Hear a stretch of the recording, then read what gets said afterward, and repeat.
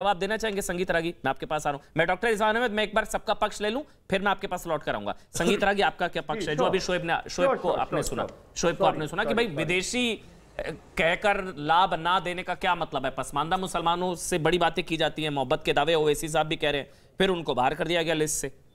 देखिए, जहां अश्विनी जी छोड़ करके आए थे, मैं वहीं से बात की शुरुआत करना चाहता हूं।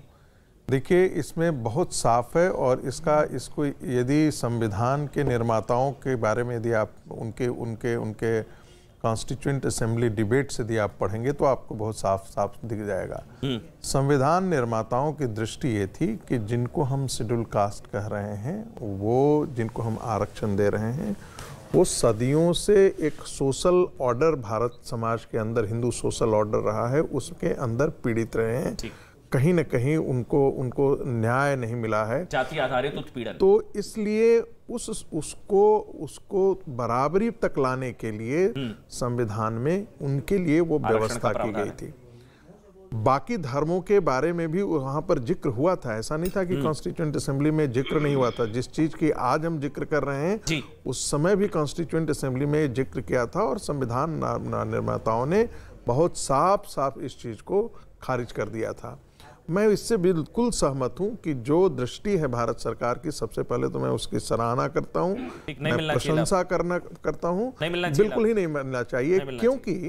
क्यों मैं इसलिए कह रहा हूं क्योंकि इससे उन तत्वों का जो भारत में पैसा झोंक करके जो धर्म का प्रचार करते हैं और कन्वर्जन करते हैं, जिसे गांधी जी ने कहा था व्यवसाय करते हैं, वो धर्म का परिवर्तन नहीं करते हैं, वो धार्मिक व्यवसाय करते हैं। ये गांधी जी की टिप्पणी है क्रिश्चियन मिशनरियों के खिलाफ और इस्लामिक मिशनरियों के खिलाफ। और दूसरा इसका पक्ष है कि यदि आप इंडिक रिलीजन में आप कन्वर्ट करते हैं, इंडिक रिलीजन जिसे हम कहते हैं, जो भारतीय धर्म बौद्ध है, तो ये जिनकी उत्पत्ति मतलब जो विदेशी धर्म नहीं है। देखिए, सनातन हिंदू धर्म के ही ये अवयव है, एक अंग है, जो एक धारा निकल गई है। गंगा की कई धाराएं निकलती हैं, कई बार इधर से उधर निकल आती है, फिर गंगा की धारा में मिल जाती है। आपने कहा भाई जो इंडिक रिलीजन में कन्वर्ट हो रहे हैं उनको तो लाभ मिलेगा, मिलना चाहिए। कोई दलित सिख है लाभ मिलेगा, दलित बौद्ध है लाभ मिलेगा, लेकिन जो विदेशी धर्म जिसका बार बार अश्विनी उपाध्याय ने भी जिक्र किया, इस्लाम और ईसाईयत।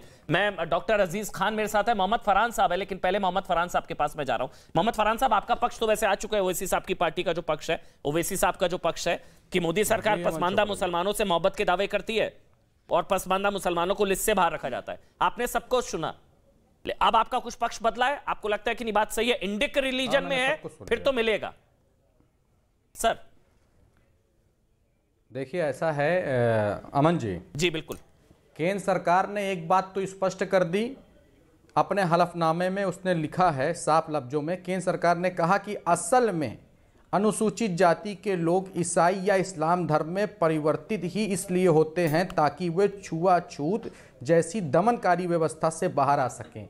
मतलब ये बात केंद्र सरकार ने बताई है कि इस्लाम जो है वो लोगों को बराबरी का दर्जा देता है, और जो हिंदू धर्म में दलितों का उत्पीड़न हो रहा है या छुआछूत जैसी चीजें हैं वो आज भी बरकरार हैं। पहली चीज। दूसरी बात, उसने एक चीज और कोट की है, 1950 भेदभाव। ऐसा नहीं है एफिडेविट में, ऐसा नहीं है एफिडेविट में, ऐसा नहीं है। उसमें ये है, मैं पढ़ देता हूं, उसमें ये है नहीं, हाँ मैं बता रहा हूं आपको, शब्दों का खेल है सर। बोलिए नहीं, आप मुझे बोलने दीजिए। एक मिनट, मैं फेक न्यूज को बस्ट कर दूं, एक मिनट सर। उसमें यह कहा गया है, जैसा कि कहा जाता है, बिल्कुल जैसा कि दावा किया जाता है कि हम इसलिए धर्म छोड़ रहे हैं कि हम छुआछूत, यही चीज है कि छुआछूत फर्क है ना सर दोनों में। ये नहीं माना है सरकार ने कि हिंदू धर्म में छुआछूत है, ये दावा किया जाता है कि हम इसलिए हिंदू धर्म छोड़कर मुसलमान धर्म अपना रहे हैं ताकि छुआछूत से हम निजात पाए। ये है सर। केंद्र सरकार, अमन जी सुन लीजिए, अमन जी बिल्कुल मोहम्मद फरहान जी बिल्कुल सुन लीजिए। केंद्र सरकार ने ये बताया है कि दलितों को अब तक अत्याचार जमीन पर हो रहा था, अब उसके साथ क्या नाम है, धर्म का मतलब होता है धारण करना। अगर कोई व्यक्ति किसी दूसरे धर्म को धारण करता है तो क्या नाम है, इसका मतलब उसकी ये चॉइस है। आप चॉइस के आधार पर उसका रिजर्वेशन नहीं खत्म कर सकते। ये संविधान में अभी हलफनामे में कोट किया आर्टिकल 40 और आर्टिकल 15 को। मैं आर्टिकल 15 आपके पढ़ के सुनाता हूं। आर्टिकल 15 अनुच्छेद 15 में लिखा है, इससे यह व्यवस्था की गई कि राज्य किसी नागरिक के प्रति केवल धर्म, मूल, वंश, जाति, लिंग या जन्म स्थान को लेकर विभेद नहीं करेगा। ये आर्टिकल 15 कह रहा है। और आप कैसे कह सकते हैं कि उसको क्या नाम है नहीं दिया जा सकता है? अगर व्यक्ति अपने चॉइस से किसी दूसरे धर्म में जाता है तो क्या उसकी आप आरक्षण की व्यवस्था खत्म कर देंगे और ये बताएंगे कि मुस्लिम जो है वो क्या नाम है विदेशी है? अगर मुस्लिम विदेशी है तो फिर विदेशी से पासमंदा मुसलमानों से इतना प्यार क्यों इनसे इतना प्यार जताया जा रहा है? दूसरी बात मैं कहना चाहूंगा, जस्टिस रंगनाथन मिश्रा की जो रिपोर्ट है उसमें ये एक बात कहा गया है, अपनी रिपोर्ट में लिखा है उन्होंने कि सभी धर्मों में दलितों के लिए अनुसूचित जाति का दर्जा देने का समर्थन किया जाता है। बिल्कुल है, जस्टिस रंगनाथ मिश्रा ने अपनी रिपोर्ट में लिखा है। बिल्कुल ठीक कह रहे हैं, मैं गलत कह रहा हूं सर तो बताइए। मैं पढ़ देता हूं, रंगनाथ मिश्रा आयोग की रिपोर्ट है कि सभी धर्मों में धर्मांतरण कराए लोगों को आरक्षण का लाभ मिलना चाहिए। बिल्कुल ठीक कह रहे हैं आप। और आपने दूसरी बात जो कही कि भाई चॉइस, अगर यही आपकी पार्टी का पक्ष है कि दलितों के पास मजहब की, ये दलितों की मजहब की आजादी के खिलाफ है। मैं मेरे ख्याल से सरवर साहब मैं आपका एक कमेंट ले लेता हूं ताकि सबका, फिर अजीज खान साहब मैं आपके पास आऊंगा। सरवर साहब, आपके हिसाब से कि किसी ने धर्म बदल दिया, कोई दलित से मुसलमान बन गया, क्या उसको फिर भी दलित मुसलमानों को क्या आरक्षण का लाभ मिलना चाहिए? सरवर साहब आपका पक्ष। अमन जी, सबसे पहले न्यूज़ 18 को बहुत बहुत बधाई। ऑल इंडिया यूनाइटेड मुस्लिम मोर्चा जिस संगठन से मैं जुड़ा हूं 1994 से इसी लड़ाई को लेकर सड़क पर, और आज जो ये बहस हो रही है सुप्रीम कोर्ट में, PIL नंबर 180 और PIL नंबर 15 दोनों हमारा 2004 और 2020 में डला हुआ सुप्रीम कोर्ट पर, जिस पर ये सारी बहसें अब शुरू हुई है। मिलनी चाहिए। अब मैं तर्क दे रहा हूँ, आ रहा हूँ, जरा सा सब्र कीजिए। भारत दुनिया का ऐसा देश है जहाँ का संविधान पूरी दुनिया में सराहा इसलिए जाता है कि यहाँ भेदभाव की कोई गुंजाइश है ही नहीं इस संविधान में। चाहे मौलिक अधिकारों से जुड़ी वो तमाम धाराएं, सारे पढ़े लिखे लोग हैं, गिनाने की जरूरत नहीं कि 14 क्या कहता है, 15 क्या कहता है, 16 क्या कहता है। हमारी लड़ाई ये नहीं है कि कौन किधर गया, और ये इन शंकाओं को मैं दूर करूंगा। रांगी जी ने बहुत महत्वपूर्ण मुद्दे उठाए हैं, वकील साहब ने भी उठाया है, मैं इन शंकाओं को दूर करूंगा। और जो ड्राफ्टिंग में बातें आई हैं उस पर दोनों तरफ से गलतफहमी फैलाई जा रही है, MIM की तरफ से और दूसरे जो विपक्ष हैं वो भी गलतफहमी फैला रहे हैं। मैं उस पर भी कुछ दो चार सेकंड बोलूंगा। पहली बात कि जब संविधान में धर्म के आधार पर किसी को भी कुछ देने की व्यवस्था या किसी से कुछ छीनने की व्यवस्था नहीं है, तो 10 अगस्त 19। अच्छा, एक बात अभी रांगी जी ने कहा कि जब कॉन्स्टिट्यूट असेंबली में बहस हो रही थी तो ये मुद्दा आया था। सर, तो संविधान के किसी अनुच्छेद में या किसी बहस में ये दिखाइए हमको, आप बताइए कि क्या ये जो सूचियां बनी है जो 3 तरह की है, 340, 341, 342, OBC, SC और ST, तो तीनों सूचियां जब तैयार हो रही थी तो क्या इस्लाम और ईसाइयत का नाम आया था? अब मैं आपको बताता हूं, ईसाइयत का नाम आया था लेकिन इस्लाम का जिक्र नहीं आया था।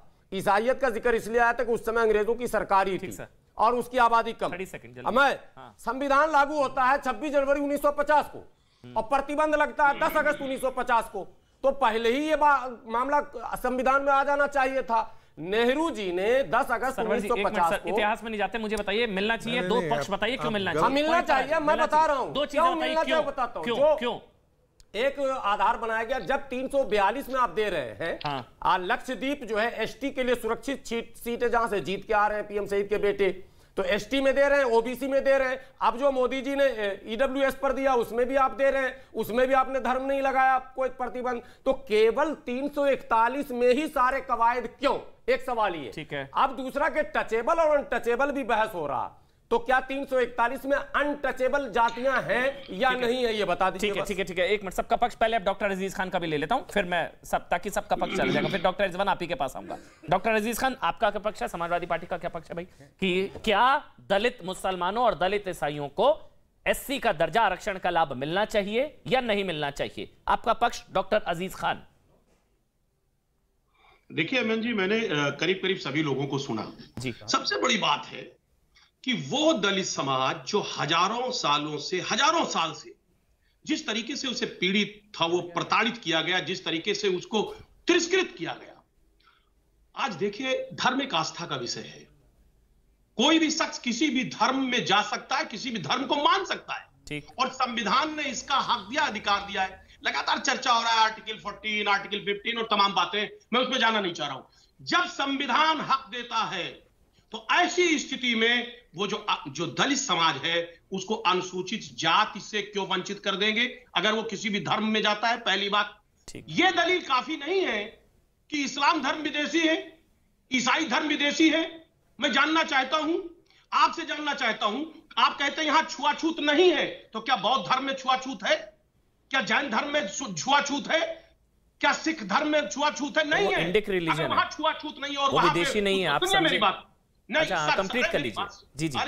अरे सर सुन लीजिए। हाँ, बिल्कुल, अमन जी देखिए, सबको मौका दिया, इससे तरीका नहीं होता है। नहीं पूरा दे रहा हूं आपको। मैं एक बात बताना चाहता हूं, एक तरफ लगातार पूरे देश में बहस हो रहा है यूनिफॉर्म सिविल कोड का, कि सभी धर्मों के लिए जो संविधान है उसकी एक ही चीजें, एक ही रूल रेगुलेशन लागू होगा सभी धर्म में। ऐसी स्थिति में अगर कोई शख्स मुस्लिम हो जाता है या कोई शख्स मुस्लिम नहीं है, तो ऐसी स्थिति में उसको इस लाभ से वंचित क्यों किया जा रहा है? बिल्कुल सही बात है, ये अच्छा लगा। मतलब ये है कि इसका मतलब ये है कि जो एक तरफ आप यूसीसी की पैरवी कर रहे हैं, तो दूसरी तरफ आप दलित विरोधी हैं। ठीक है, दलित विरोधी मानसिकता कहीं ना कहीं अच्छा लगा कि अगर आप समानता की बात कर रहे हैं, मैं को हलफनामा दिया। सुन लीजिए मेरी बात अमन भाई। अच्छा सर। अरे अमन भाई सुनिए, बोलिए। एक मिनट सर, 20 सेकंड और दे रहा हूं, मैं ब्रेक पर जाऊंगा। अमन भाई, अरे सर सुन लीजिए ना मेरी बात। एक मिनट सर सुन लीजिए, जो बीजेपी, अरे सुनिए, दलित हितैषी की बात कर रही थी, वो बेनकाब हो गई। आज उसका चेहरा बेनकाब हो गया। वो दलित विरोधी है। आप धर्म के नाम पर क्या उसको वंचित कर देंगे? समझ गया सर, आपका पक्ष समझ गया। आप रिपीट करें। बिल्कुल अजीज खान, आपने बिल्कुल ठीक कहा। मुझे एक चीज अच्छी लगी, अब आप समानता की बात करें और अब आप यूसीसी के पक्ष में खड़े हैं, ये भी बड़ी चीज है।